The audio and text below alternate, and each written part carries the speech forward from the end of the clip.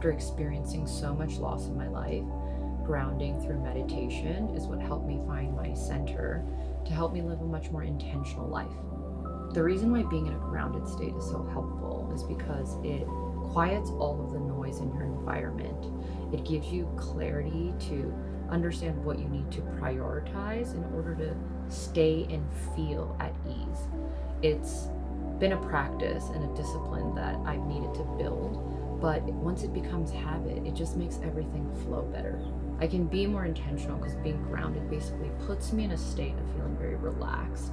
Being relaxed has allowed me to discover and figure out more of who I am, what my beliefs are, what are my values, what are also the beliefs that aren't true that I need to change or challenge myself in.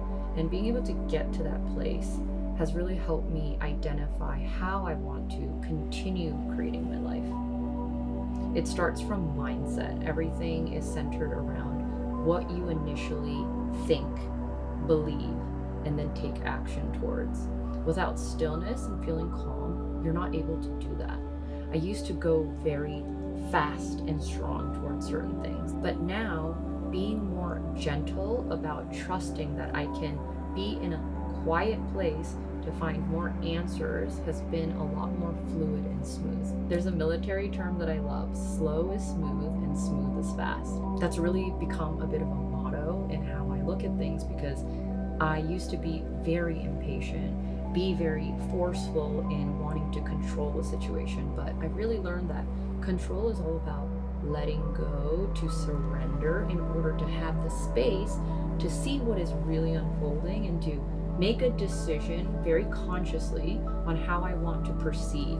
My dad left when I was about 10. He became a bit abusive, and then I lost my stepdad in a car accident very suddenly, and after that I had a breakup. So a lot of different experiences lost had caused a lot of uncertainty in my life. I wasn't even able to identify it. I wasn't aware that this feeling of not feeling inside my body is what was causing a lot of the reactions of how I was approaching things. After being able to be more silent and still, to understand and trust that being still does not mean that you're not doing anything. There's a lot of active work that you can do in that place, and a lot of answers that you can get, because you're calming all the frenetic energy and able to see more clearly what your best options are. You have a choice at every single point in your life to respond to a situation and to be very aware of how you want the outcome to be, or you can be too quick and just be reactive, which isn't ultimately going to be how you truly feel. In my experience of being able to practice getting to center has really helped me in the perspective I have, the time I give myself to also consider all the different perspectives that could possibly be out there, and have it be a part of how I'm going to resolve something or how I'm going to respond. Especially being a very sensitive person, I pick up and observe a lot of things. Even before my meditation practice, I am a highly sensitive person. Without noticing that I was highly sensitive to my environment and objects and everything that's surrounding me, it used to just build up into tension.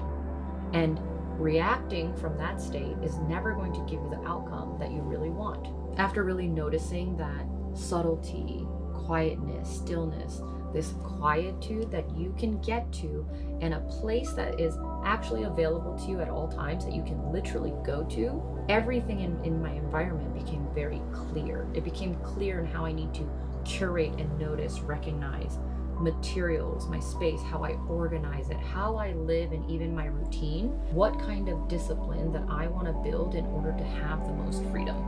Once I've practiced and have gotten to that place, center, where it's calm, serene, and the place that really has all the answers, it's the most powerful place that you can get yourself to. I realize that everything in my environment is something that I can control, and how I'm going to energetically curate my space. I became more specific and detailed about how different surfaces, materials, all different sensory aspects affect how I feel. After recognizing that all of these different sensory aspects really affects your energy, I've honed in on being very specific about curating quality sound, quality textiles, quality of materials and the objects that have a meaning or energetically have a certain feel, so that I can design a space that also helps me feel most relaxed. Feeling relaxed has become very important because quieting all of the distractions and the noise is the only way to be able to get to the source of how to feel what it is that I really even want to achieve or what path I want to take. In your environment, every object and element carries its own energy.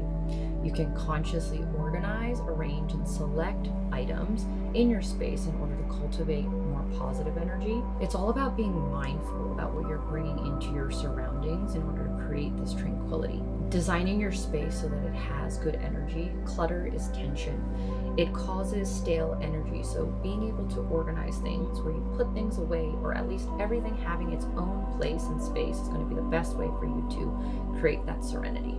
The very first thing I do is think about what it is that I want to experience in that space. That's a great way to start. Before you start selecting colors and textiles and materials, think about how you want to function in that space in order to allow for you to be selecting pieces and furniture and to allow that kind of functioning to happen. If you're not sure where to start, think about a room or an area that's going to have the most impact if you change it. All the different sensory elements is what can be considered to creating the space. Sound, smell, color, as well as sensory in terms of textiles is what you can really be mindful about to create an energy that's really tranquil. In terms of sound, the quality of sound is something that really can affect us, even the types of sounds and music that you're listening to. So have high quality, adjustable sound. Lighting, it's really easy to add a dimmer to your space to really affect different kinds of moods and an ambiance, as well as the color of the light, either being cool or warm, is going to also affect the energy of your space. Natural materials are going to give you a much more soothing and warming experience. Natural wood as opposed to a veneer. Different finishes of your furniture or the different hardware you have. Is it going to be a matte surface or a polished surface? Those different aspects are going to affect the mood of a space. So take that into consideration. And colors. Colors are going to evoke a lot of different emotions and what kind of tone you want to set in a space. So having darker, richer tones are going to give you a more sunken in and perhaps cozy feeling, whereas a lighter and brighter color might feel much more energizing. Fabrics that are a lot more airy and fluid are going to give you that sensation. Much heavier and denser textiles are going to give you a much more richer experience.